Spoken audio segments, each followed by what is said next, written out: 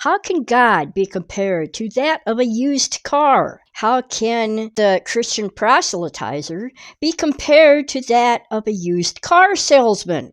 Stay tuned.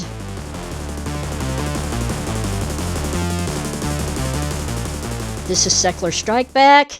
I'm your host, Toothless Green Camp. Now, as you know, recently I totaled out my car on some black ice. 2 weeks later, which is just a few days ago, last Saturday, on the 14th, I managed to get someone to drive up from a dealership in Iowa City to take me to the car I had just purchased. Now, Iowa City is over 2 hours from here. So I get there. Now, I went ahead and purchased this car before I checked it out, because there was no way for me to get to it just to test drive it. So I purchased this car first. But after the thing was said and done, I got a loan through my local credit, through my credit union that has done my auto loans in the past, and a debt consolidation loan I just got going. They approved me for a car loan through that credit union. So I go to the dealership for this used car. I say, I want to check everything out. I want to check everything out first and see, check for any holes, leaks, anything that tells me that something could be wrong. I want to check this thing out first. I want to take it for a test drive before I actually sign. But I told them that I'm going to sign onto the car anyway. And I was told beforehand that about some of the nicks and dings that were in the car. Is loose here. Some of the bumper is.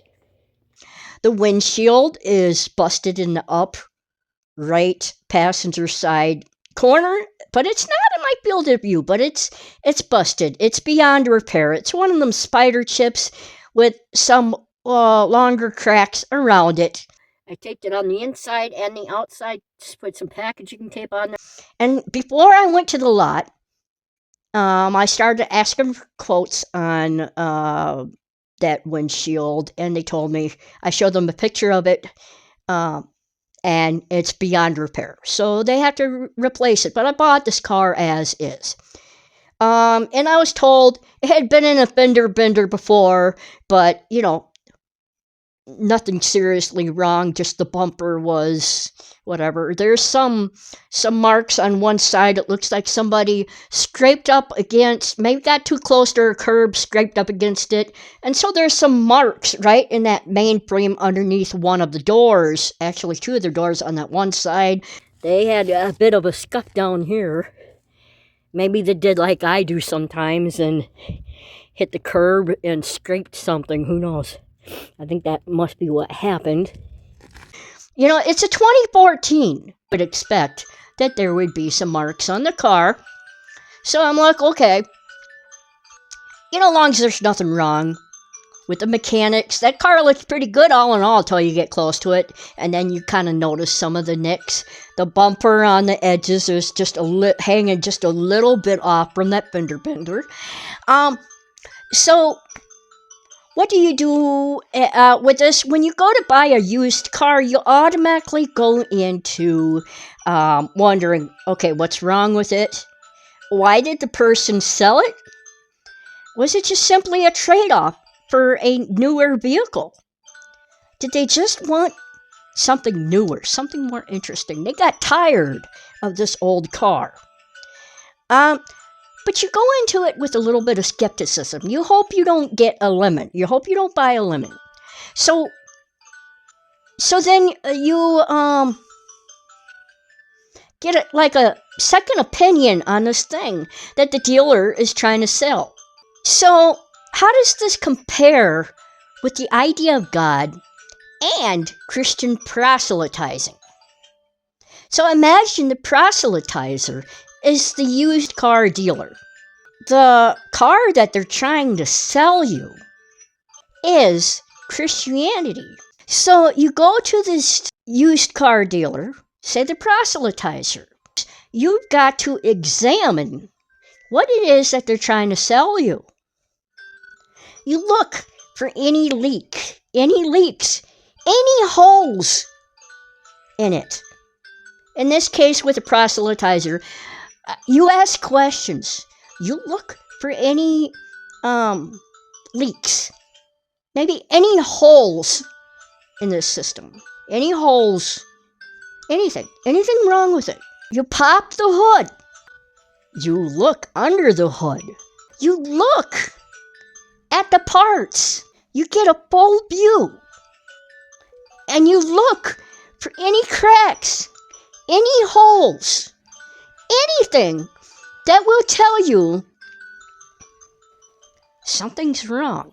What the dealer's trying to sell you is false. I definitely needed a new car, and quick. It's a 2014 Chevrolet Cruze 1LT.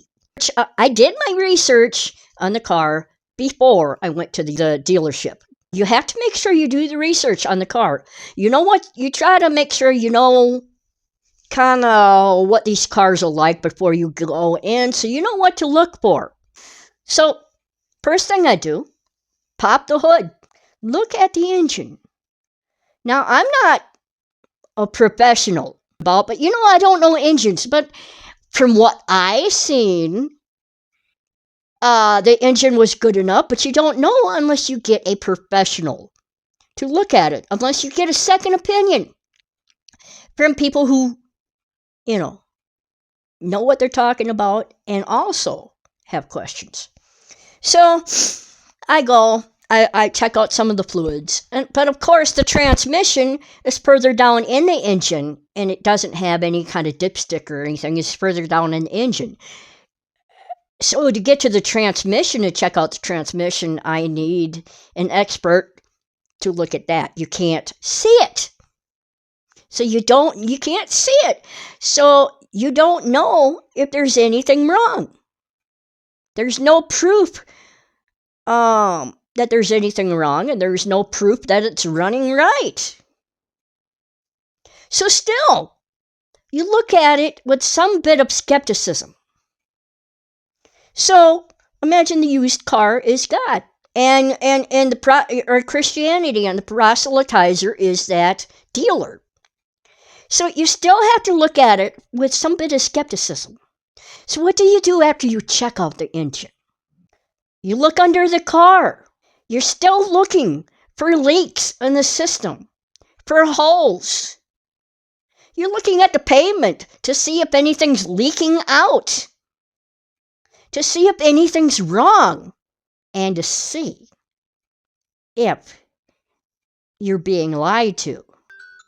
It's a very old car, 2014 Chevrolet Cruze 1LT. That kind of car is famous for coolant leaks and something happening with the turbo. So I went into this knowing this, and took a chance. So you check under the car afterwards. So far, you're not seeing any leaks in the system. So then, what do? You want to test drive the thing. See if it's running smooth. See if it's running smoothly. You test drive the thing. You still have questions. But at the same time you're test driving it, if everything's running smoothly, it's running smoothly, taking the corners well. I drove it all the way back up here, no problem. Drove this thing like a pro. I got a little weary near Cedar Rapids. It seems fine. Something could still be wrong. You're second guessing yourself. You want the professionals looking over the car and telling you for sure if something's wrong or not. From what I seen of it, nothing was leaking. I'll take it for an inspection soon. That the car dealer, even though things seem to be checking out, the car dealer could still be lying to you in some way, or just doesn't have enough knowledge about the car to tell you the truth. And it's the same way with Christianity. The proselytizer truly believes there is no cracks in the system. There's no holes. There's no leaks. They truly believe that their car, which happens to be Christianity and whatever, is perfect. That there's nothing wrong with it. They don't question it. But what happens if the car dealer just doesn't know enough about the car and unintentionally is lying to you? So the proselytizer, the Christian proselytizer, does not believe anything is wrong with Christianity. They believe it's true and perfect, that there's no discrepancies. And they attempt to sell you a product. It's only natural to be skeptical of the thing that they're selling you. In this case, is Christianity and God. It's only natural to be skeptical, to ask the questions, to do the research, and come to the conclusion, and still you're taking a chance. You need a second opinion as well. You go to the experts. You look for an outside source, a third person. Scientists, they ask the questions, they test. Biblical scholars start from what's in the Bible and then work their way on from there. And to try to even unintentionally cover up the lie. In Christianity, you should take the ideas to science. Science asks the questions, runs the experiments, checks things out. You rely on this third person. It's scientific evidence. To do with the used car, it's the mechanic. And if anything is wrong in there, you should question the source. You should question the proselytizer. And in the case of the used car, it's the dealer. You should question, look for any holes, look for any leaks. That tells you something is wrong. It's not adding up. And the people who attempted to sell you the religion is actually conning you for their own selfish purposes. In Christianity, you're forbidden to question, to doubt. You're forbidden to look. And when you're at a car dealership, what you want to look for, what do you want to watch? Tell the dealer, you're going to check the engine. You're going to look under the car. See their reaction. Now, in this case, the car dealer I had actually allowed me to take my time. He just stood there. He let me take my time and asked me, okay, now what do you want to look at? And so it made me feel that maybe this dealer wasn't trying to con me, or that maybe he didn't know everything about the vehicle. He certainly acted kind of like he didn't know this specific engine. So maybe he didn't know everything about the vehicle he should have. So given the fact he allowed me to do whatever I wanted to with the car, he didn't push me like most used car dealers do. Usually you go to a car dealership, they're on you. And they're telling you this, that, what they think will sell. And you've got only a limited amount of time to test the car out, and usually I don't bother looking under the hood and under the car. I mean, I'm feeling the tension. So you kind of feel like you're being pushed. This car dealer didn't do that. He allowed me to ask the questions, to look it over. Even before I got there, I told him what I was going to do with that car. Take it for a test drive. I said, let's go somewhere. We'll pop it up to full speed. We'll take it up to like maybe 60.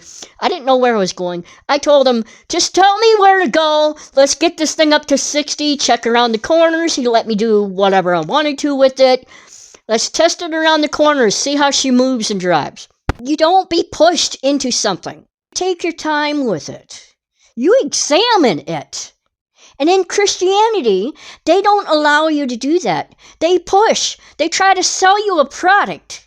And they push. They won't allow you to ask questions, or it's questioning God, it's testing God, and you're forbidden to do it. So that in turn should tell you something. It should set off these warning lights in your head. Even if you're in Christianity, ask questions, observe it, and if you happen to find a leak, you find something wrong with it, leave it. You don't have to buy into it. But this is the difference between the dealer who's truly being honest and allowing you to examine things for yourself, and a proselytizer who's trying to sell you a product. And yet, deep down, there are holes in the system that can only grow bigger with time if not properly dealt with. Don't be afraid to question. Don't be afraid to do the research. Just be skeptical of what you're looking at. What happens if I went to a used car lot and believed everything the dealer was telling me? I believed everything without question. And I took the car home and it broke down. It turned out being a lemon, which one of my cars did. One of my cars did end up being a lemon. I've had to buy used cars a lot. Only one car I bought that was absolutely brand new. But this one used car I bought, it was my first car.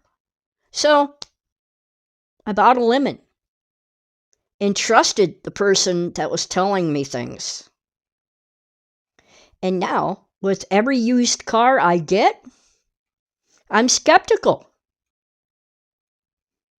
What's wrong with it? Why did this person trade it in? Was it just to get something newer? Or were they trying to hide something that they couldn't afford to pay for in order to repair? And you're constantly skeptical. You should do the research, ask the questions, take the time to look things over. But Christianity does not allow you to do that. So in turn, it should set off a bunch of warning lights, the warning system that something's wrong, and that you shouldn't buy it.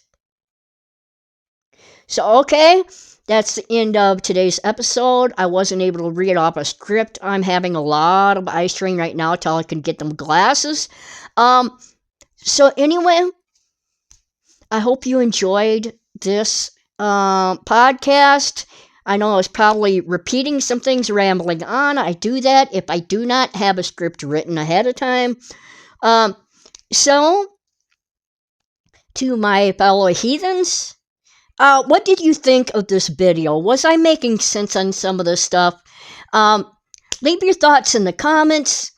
And if you enjoy this podcast and you would like to support it, please consider making a $3 monthly donation by going to my Patreon and becoming a member.